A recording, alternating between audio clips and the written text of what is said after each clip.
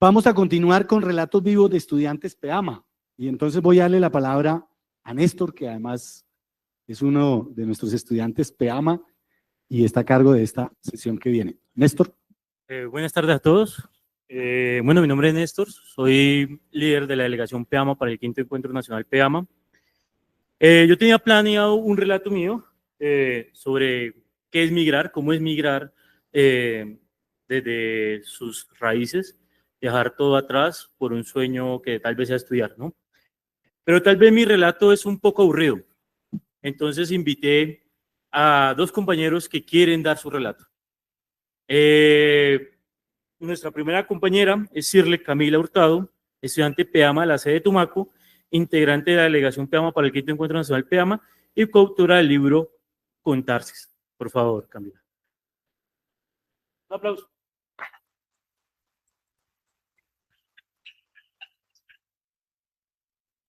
Buenas tardes, como ya les dije a mi compañero, mi nombre es Sirle Camila Hurtado Sánchez, soy PEAMA C de Tumaco. Y para empezar con mi relato, pues me enviaron unas preguntas y la primera que quisiera responder es la de, ¿esta migración fue una lesión, una oportunidad o una necesidad? Pues cuando yo me gradué del colegio, pues yo no tenía planeado realmente venir a la universidad porque no tenía los recursos para hacerlo. Fue porque cuando nos entregaron el IFES, yo saqué uno de los mejores IFES de Tumaco. Y para ese momento, cuando yo estaba en clases, llegó un señor y empezó que nos iba a dar becas, que porque yo había sacado uno de los mejores IFES de Tumaco, nos llevó a varias reuniones y realmente a lo que nos llevó fue a decir que nosotros hacíamos parte de un proyecto que él había hecho y que habíamos sacado buenos IFES por él. Nunca nos dio nada, simplemente se estaba aprovechando de la vulnerabilidad de muchos estudiantes. Yo entré a la universidad en el 2022, me gradué en el 2021, porque pues no me pude inscribir durante el primer semestre del año, y fue gracias a la mamá de una amiga que me enteré de que existían los PEAMAS, porque realmente en Tumaco no se sabe sobre la Universidad Nacional en Tumaco. Los que lo saben son porque nosotros mismos le hemos dicho, lo menos yo, en el momento que entré, yo no sabía que era ser PEAMA y ya era PEAMA. También me gustaría responder la de cómo ha cambiado mi forma de ver mi territorio desde que estoy aquí. Pues a Tumaco, en cuanto a educación, nos falta mucho todavía porque realmente no hemos tenido las oportunidades. Pero también me he dado cuenta que en cuanto a personas, nos llevamos 2 veces a Bogotá. Por lo menos cuando vine a estudiar acá no fue la primera vez que viví en Bogotá. Yo viví en Bogotá cuando tenía de 7 a 11 años. Cuando estaba en sexto, tenía 11 años, hubo una profesora que se ensanchó conmigo solamente por ser negra. Era todos los días que la negra esta, que la negro lo otro, llamaba a mi mamá, le decía cosas que yo no había hecho. Luego pues ya fui a Tumaco, volví acá. Acá me ha pasado cosas tipo, en mi primera clase acá en Bogotá, estaba en una clase de química, la profesora también se ensanchó con mis 3 compañeros, que éramos el grupo, los 3 PEAMAS Tumaco. Nos trataba de tontos, nos decía que no merecíamos estar acá, que si nos íbamos a esforzar, que nos fuéramos. El semestre pasado, que fue cuando empezamos a escribir materias de primeros, por fin pudimos ver varios estudiantes de biología, PEAMAS, unas materias que son de primer semestre, que nunca habíamos podido ver porque pues al ser de primer semestre ya se las inscriben y nunca nos dan el sobrecupo. Llegamos a la materia, habíamos 4 PEAMAS exactamente en la clase, 3 PEAMAS Tumaco, una PEAMA Amazonía. Y la profesora lo primero que dijo en la clase fue que ella no aceptaba que hubieran PEAMAS en la clase, que por ella fuera nosotros no veíamos la materia, que nosotros veníamos acá solamente a quitarle oportunidades a los demás, por qué no veíamos nuestras materias en nuestras sedes, que por qué no terminábamos nuestra carrera en nuestras sedes. Y pues cuando nos tocó presentarnos a nosotros, yo fui la primera PEAMA a la que le tocó presentarse, y yo lo que le dije fue que pues yo no veía las materias en mi sede porque pues no las daban, que no la terminaba ya porque no estaba la infraestructura para que yo lo hiciera. Eso llevó a que mis otras compañeras también le respondieran de esa misma manera, y eso hizo que la profesora se ensanchara con nosotras al punto de que durante un viaje de campo dejó abandonada en medio de la nada a una de mis compañeras, diciendo como excusa que ella verá qué hace y dando como solución que se fuera caminando hasta Bogotá. Estábamos en Huasca.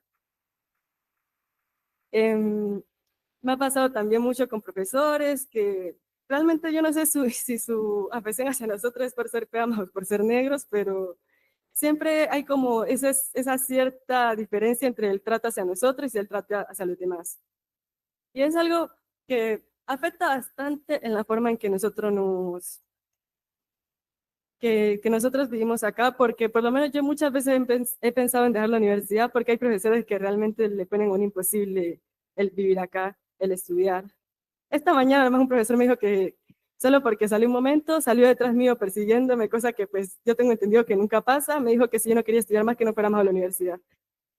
Esta mañana nomás. Em,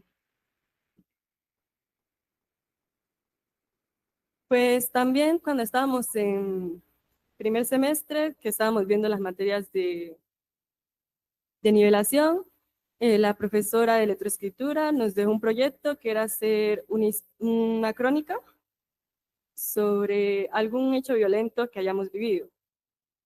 Para nosotros esa actividad fue algo muy significativo porque cuando ella nos dijo que algún acto violento, todos empezaron a contar cosas que realmente en ese momento nos parecían tan normales y nos daban risa, pero que si se las cuento en este momento ustedes quedan horrorizados. Tipo, decía una compañera, no, yo vi cómo jugaban con la cabeza de un primo al fútbol, no, a mi papá lo mataron enfrente de mi casa, no, yo vi cómo mataron a mi abuela simplemente por velar por los derechos de las personas del campo. Pues ese tipo de historias. Mi historia quedó en ese libro, ese libro la compiladora es la profesora Cindy Paola Barrios Ríos, y me gustaría leerles mi crónica.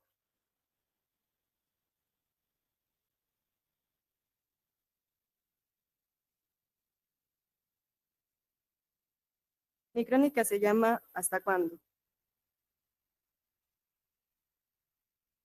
En Tumaco es tanta la violencia, son tantos los muertos que hay a diario, que ya no lo vemos como algo extraño. Te despiertas y te llegan con la noticia. Encontraron 2 muertos en tal parte. Y es tan normal, tan común que solo piensas, si lo mataron fue por algo, algo tuvo que haber hecho, y sigues con tu vida como si nada hubiese pasado. Uno en su ignorancia piensa que está preparado para ese momento en el que el que apareció por ahí tirado sea uno de los suyos, pero créanme, yo no estaba preparada para eso.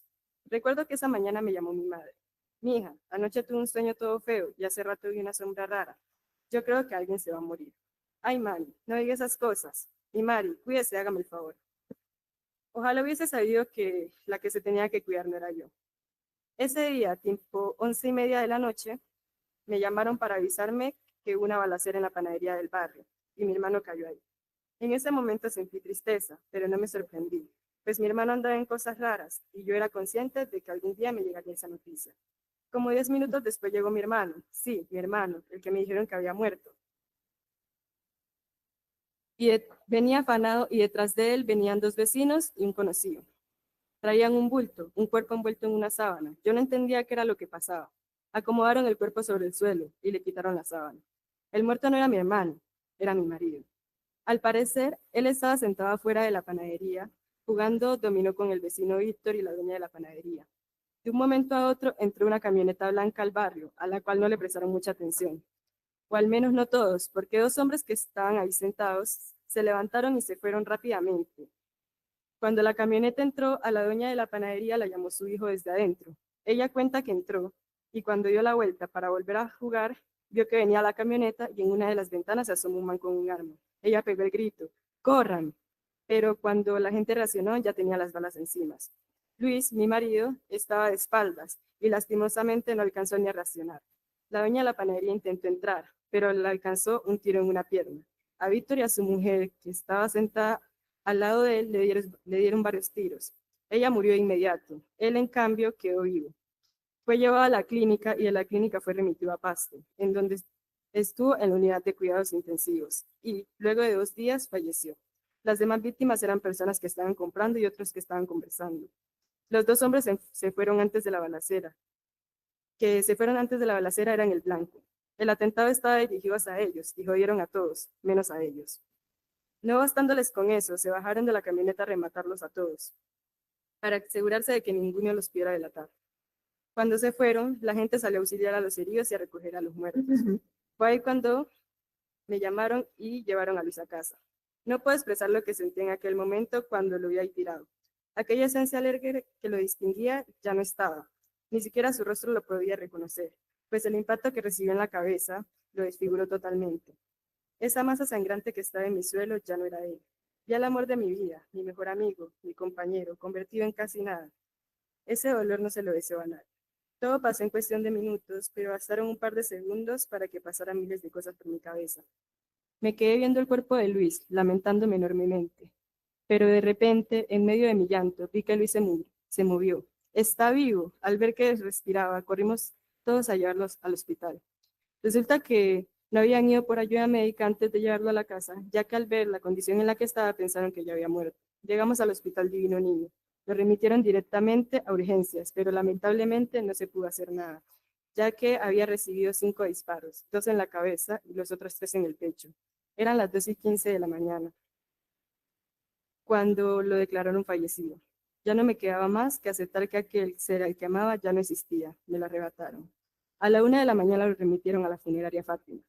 Me pidieron que me fuera a casa. Para aquel momento yo ya no podía contenerme más. Todos intentaban consolarme, pero no había nada que pudiera calmarme. Solo podía pensar en mi amiga Zuri. Ella era la única persona que podía hacerme sentir tranquila. Empecé a gritar que la llamaran. Al rato llegó. Me ayudó en lo que pudo y se quedó a dormir conmigo el resto de la noche, aunque en realidad yo no pude dormir nada. Ese 11 de septiembre es un día que jamás olvidaré. Ese día comprendí que no siempre al que lo matan es por algo. Luis no se metía con nadie, él no andaba en nada malo. Se me partió el alma al escuchar las especulaciones de la gente, que cultivaba coca, se metió con quien no debía, andaba en su cuento. Me dolió demasiado ver cómo manchaban su nombre. Para la gente, el simple hecho de ser de Viento Libre, un barrio con muy mala fama en Tumaco, ya era razón suficiente para asegurar que era un delincuente y se merecía ese destino, cuando su único error fue estar en el lugar equivocado, en el momento equivocado. Aquel 11 de septiembre a las 11 de la noche, enfrente de la panadería El Pindo, perdí a mi compañero de vida. Pero no solo yo perdí, puesto que hubo 7 muertos en total. Un niño perdió a sus padres, una niña perdió a su mamá. Varias madres perdieron a sus hijos, y a nadie parece importarle. Acabaron con varias vidas. ¿Por qué? Por ajustar cuentas con 2 hombres que estaban en la panadería, a los cuales no les cayó ni un tiro. Pagó gente que nada tenía que ver y nadie dice nada, porque hemos llegado a un punto en que nuestras vidas no nos importan a nosotros mismos. El entierro fue 2 días después, el 13 de septiembre. Ese día llenaron el barrio de globos blancos y morados. Durante el recorrido al cementerio llevamos globos blancos con helio para poder hacerlos volar. Era como una marcha o una protesta, no sé cómo llamarlo, pero la idea era crear conciencia sobre la violencia que vivimos a diario y no le damos la importancia que se merece, porque la tenemos muy normalizada. Ese mensaje solo importó ese día, porque al otro día ya había más muertos, a nadie le importó. Durante las primeras noches no pude dormir en casa, no podía dormir sintiendo la ausencia de Luis. Cuando volví a casa los recuerdos me invadían. Me empecé a poner su ropa, me echaba su loción, lloraba todos los días. Incluso varios días me desperté y le preparé su desayuno como de costumbre. Todos estaban preocupados por mí, me decían que tenía que superarlo, pero no era tan sencillo. Empezaron a darme pastillas para calmarme. Estaba perdiendo la cordura. Recuerdo que un día me desperté y al abrir los ojos había unas 20 personas viéndome con preocupación. En esos momentos yo ya no notaba lo mal que estaba, les grité. ¿Por qué me miran así? Yo no estoy loca. Insistía en hacerles creer que estaba bien, pero ellos sabían que no era así. Estuve casi un mes así hasta que me buscaron ayuda psiquiátrica. Entonces mi condición mejoró. Una semana después del atentado, se supo quiénes fueron los victimarios. Una de las personas heridas, que ya se encontraba estable, contó lo sucedido. Dijo que cuando ellos se bajaron a rematar, ella se hizo la muerta. Se quedó quieta con los ojos abiertos y logró reconocer a uno. Así que hubo un ajuste de cuentas. Muchas personas tuvieron que huir solo con lo que llevaban puesto. Murió más gente que nada tenía que ver. Se desgraciaron más familias. ¿A dónde queremos llegar con esto? ¿Hasta cuándo? Estoy cansada de oír que mataron a fulano. Todos los días muere gente inocente, pero a nadie parece interesarlo. Han muerto niños, adultos mayores, adolescentes, todos a manos de una guerra que no se sabe ni por qué empezó. Esto debería acabar, pero lastimosamente no lo va a hacer. Ya la gente no tiene esperanza, solo vive a la suerte, sabiendo que mañana le puede tocar a uno o a cualquier persona cercana y no podemos ni decir nada porque solo adelantaríamos el día en que nos tocará. Luis no era ningún santo, pero en este caso era inocente. Eran inocentes las 7 personas que murieron ese día. Eran inocentes la mayoría de las personas que mueren a diario. Sus muertos solo le duelen a uno. Ellos se van para el hueco y uno se queda sufriendo. Para mí su muerte fue un hecho traumático. Para el resto de Tumaco fue una noticia de uno más que mataron. A los demás no les importa, porque para ellos, igual que para los victimarios, el muerto valía menos que la bala que lo mató. Esta historia es real. El que murió fue mi tío, y yo la cuento desde la visión desde su esposa, que pues en Tumaco hay algo que siempre dicen, que al que lo matan es por algo y que el jodido es el muerto. Pero realmente esa situación fue algo que demostró que el único que se jode no es el muerto. Ella estuvo a punto de volverse loca a partir de eso, porque no fue la primera vez que le mataron un marido, fue la segunda. Y pues cuento esto porque he visto que muchas veces cuando hablan de los peamas dicen que todos no somos vulnerables, que muchos tenemos fincas, que no sé qué, pero realmente no saben cómo es la realidad de nosotros. Yo he hablado con peamas de otras zonas y creo que las historias de todos son bastante parecidas. Y pues esa es la realidad de nosotros. O sea, la profesora nos dijo, escriban sobre un hecho violento. Yo no sabía si escribir, tal vez de que una vez casi me matan por error, de que vi cómo degollaban a una niña cuando tenía 4 años, de que cuando tenía 3 años tenía que correr de mi casa a otra casa a refugiarme, ya que mi casa era de madera y atravesaban las balas, o de alguno de los tantos hechos violentos de los que estuve presente. Esto ocurrió un mes antes de que tuviera que entregar la crónica. Por eso decidí escribir sobre eso. Y ya.